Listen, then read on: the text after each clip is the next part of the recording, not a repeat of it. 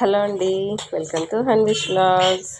చూసారు కదండి మా చిన్నోడి మెల్ల ఇది ఓమముళ్ళు అండి. వాడి దగ్గు బాగా ఉందని వానికి ఓమముళ్ళు కట్టానండి. చిన్నపిల్లలకి దగ్గుకి ఈ ఓమ ఇలా కట్టి వేయడం వల్ల చాలా ఉపయోగపడుతుందండి. ఇది ఎలా చేసుకోవాలో ఒకసారి చూద్దామండి. తీసుకొని ఆ క్లాత్తో నేను ఈ వీడియోలో చూపిస్తున్న విధంగా క్లాత్ తీసుకొని ఆ క్లాత్లో కొంచెం ఓమ వేసుకొని ఇలా ముడికి కట్టుకోవాలండి.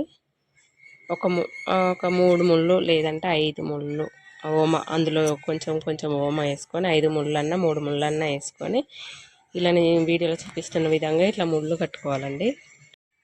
ఇది కాకుండా ఇలా కూడా ఒక దాంట్లోనే కొంచెం ఎక్కువ ఓమ వేసి ఇలా కూడా కట్టుకోవచ్చండి. ఇలా కట్టుకొని పిల్లల మెడలో తాయిత్తు కానీ ఇంకేదన్నా ఒకటి మెడలో ఏదో ఒక తాడు ఉంటుంది కదండి, ఆ తాడుకు డైరెక్ట్ ఇలా కట్టేయచ్చండి.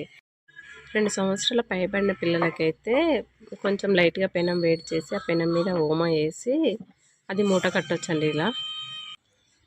ఇలా కట్టడం వల్ల ఆ ఘాటు వాళ్ళు పీల్చుకుంటారు కదండి, దానివల్ల తొందరగా దగ్గు తగ్గే అవకాశాలు ఎక్కువగా ఉంటాయండి.